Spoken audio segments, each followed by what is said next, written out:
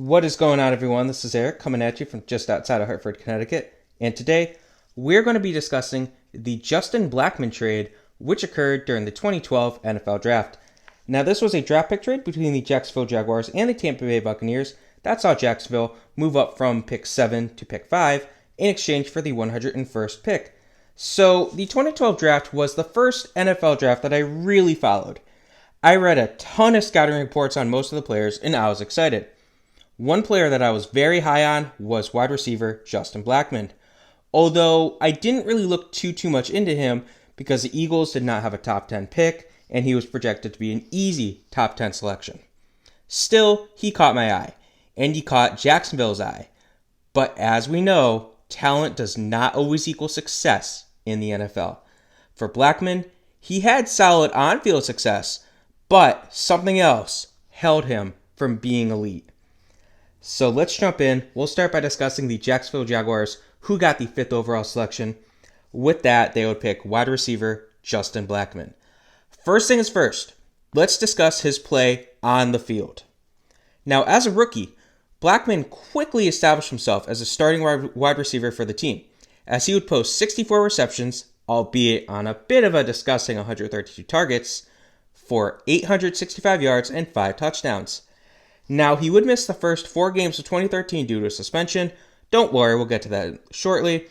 But he did well upon his return.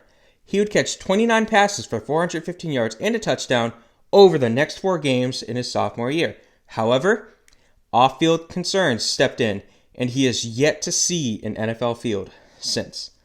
So now the not fun part, the off-field discussions and issues. So in June of 2012, so this is right before his rookie year, he gets arrested for a DUI. Now, the charges end up getting diminished to, being an alcohol and being a minor and having alcohol, but still, this is what led to him being suspended for the first 4 games of the 2013 season. Now, if things couldn't get much better, in early November of 2013, Blackmon once more violated the league's substance abuse policy, which led to him being suspended for the rest of the 2013 campaign. Now, the team's GM at the time stated that he doubted Blackmon would return in 2014, and things continued to get worse before they get better, as Blackmon was once more arrested in July of 2014 for possession of an illegal substance. He was denied reinstatement to the NFL for the 2015 season. Now, he would attempt to go to the CFL, Canadian Football League, as a, second-hand, last-hand resort, hoping that would work out, but after the whole Ricky Williams fiasco a decade before, he was denied since he was suspended from the NFL. Now, Jaguars management said that they doubted Blackmon would ever return to the team, as they had not heard from him in, quote, quite a while, end quote. Now, in December of 2015, he was once more arrested for a DUI. He spent the 2016 year under probation, and as of today, he has managed to stay out of the news, but he is still suspended from the NFL. Now, the Jaguars, for whatever reason, still do hold his contract. So if he makes a return for some reason, if he's reinstated, the Jaguars do hold his rights. So he would have to talk to the Jaguars before going anywhere else. Interestingly enough. So, yeah, Blackmon, extremely talented player, but never panned out due to off-field concerns. Now, how did Tampa Bay do with their 2 selections? So the first of which, the 7th overall, was used to select safety Mark Barron. Now, Mark Barron would go out to win the starting strong safety job, and he had a solid rookie year for the Buccos. He ended the year with 88 tackles, 10 passes defended, 1 forced fumble, and 1 pick. Solid numbers for a safety, and he started off the 2013 season with solid numbers, but his play, as well as the Buccaneers' defense as a whole, regressed as that year went on. He ended the year with 88 tackles once more, 7 passes defended, and 2 interceptions. Now, the new coaching regime that took over the next year did not click with Barron, as he was late to a few meetings. Now, across 7 games, he would record 49 tackles with 3 passes defended. But during the 2014 season, he would be somewhat surprisingly, but not really, shipped to the LA Rams in exchange for a pair of 2015 draft picks. The first of which was the 109th pick, which was a 4th rounder. This would be traded away, and we will discuss this in the future in an Ali Marpet trade breakdown. Now, the Buccaneers also got a 6th round pick from the Rams. This would be the 184th pick. With that, they would select wide receiver Kalen Clay, and Clay would spend 10 days on the practice squad for the team before he was ultimately waived. So, not the best trade for the Buccaneers at this point. Now, they also got the 101st overall selection from Jacksonville in the 2012 draft. They would trade this to the Denver Broncos in exchange for 2 draft picks. So, the first of which is the 31st overall selection. With that, the Buccaneers would select running back Doug Martin, and this was a good pick for the Buccaneers. He would win the starting running back job out of training camp, and he responded with a franchise-setting season. Now, in one game against the Raiders, Martin would run for 4 touchdowns and a half. This tied the NFL record for most touchdowns as a running back in a half. He set a few Tampa Bay franchise records as a rookie too. We will get to those. All said and done, he ran the ball 319 times for a career-high 1,454 yards and a career-best 11 touchdowns. He also set his career marks in receptions and receiving yards, although those weren't necessarily all that impressive. So, he had extremely high expectations entering his sophomore year, but unfortunately for him, a torn labrum cut his season short after only 6 games. He still played well. He would record 456 yards and a touchdown on the ground, but yeah. Now, his 2014 season was a bit of a disappointment too, as he would miss 5 games due to knee and ankle injuries. He ended that year with 494 yards and 2 touchdowns on the ground. Now, after Tampa Bay declined to pick up his 5th-year option, 2015 became a go-big-or-go-home season for Martin, and boy did he deliver. For the first time since his rookie campaign, Martin remained healthy all year. He would receive 288 carries, and he turned that into 1,402 yards and 6 touchdowns, while adding 33 receptions for 271 yards. 271 yards, solid enough.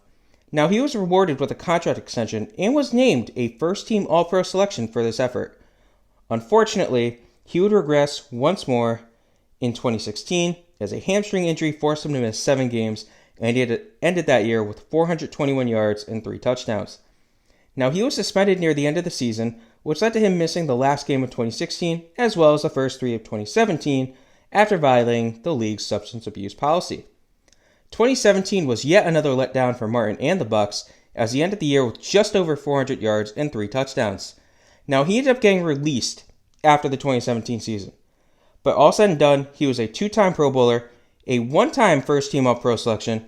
He has the NFL record, or he's tied with holding the NFL record for most rushing touchdowns in a single half with 4, and he holds multiple Buccaneers franchise records, including most rushing yards in a single game, most rushing yards in a season by a rookie, most rushing touchdowns in a single game, most rushing touchdowns by a rookie, and most rushing yards per game on average, with 74.2. So pretty solid pick. You know, the end didn't really work out, but pretty solid pick. You got 2 very strong years out of Doug Martin. Now, they also got the 126th pick, and this would be traded away. We will be discussing this one in the LaVonte David trade, so stay tuned for that. When it's out, it will be linked in the description below. So that's how the 2 main teams did. How did the secondary teams do? We're going to start with the LA Rams. Now, right off the bat, when they got Mark Barron, they converted him from safety to linebacker, but he was more of a tweener for the 2 positions. He kind of spent a lot of time.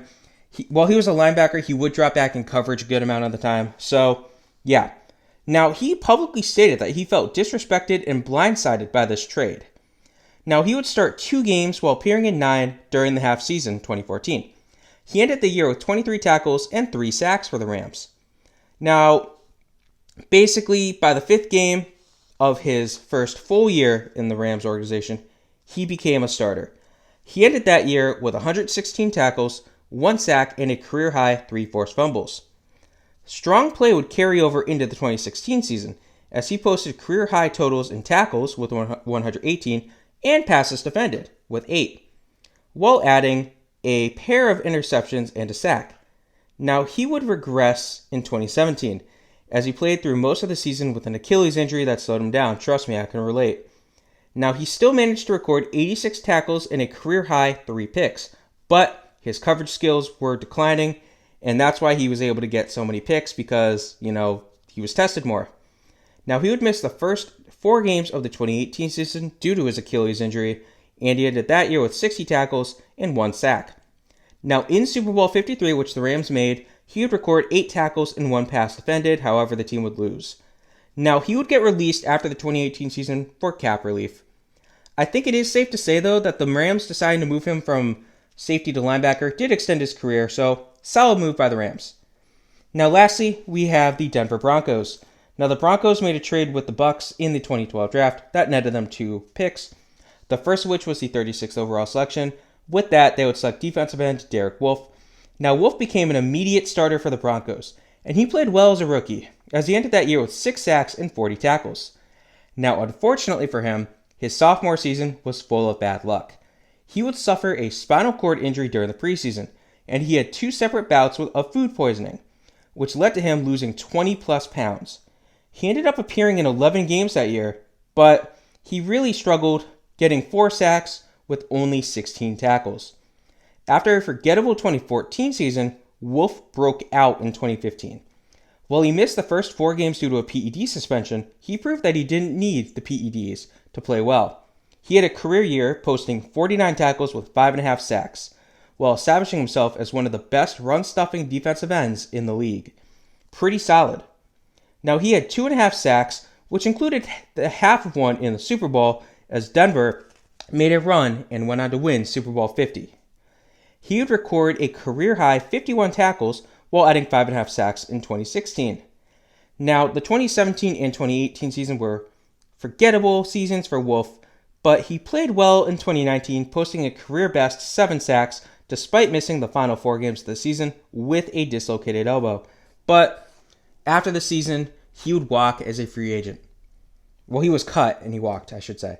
So lastly, we have the 101st pick in the 2012 draft. With this, the Broncos would select cornerback Omar Bolden. Now, Bolden was considered an intriguing prospect at corner. He rarely, though, would appear there at the NFL level, as he made a total of 51 tackles and 1 pass defended over 56 games. He was mostly a backup. He only made a single start for the team. Now, he was mostly known as a kick-punt returner for the Broncos. He was solid. He did manage to return 1 punt for a touchdown, and he does hold a few franchise records, which include average yards per kick return at 33 and average yards per punt return at 24.6. However, when his rookie contract expired, he would walk as a free agent. So this was the Justin Blackmon trade. Far from the most important trade, at least on the mainstream things for the NFL, but still worth discussing. Hope you guys enjoyed this. Have a good rest of your day.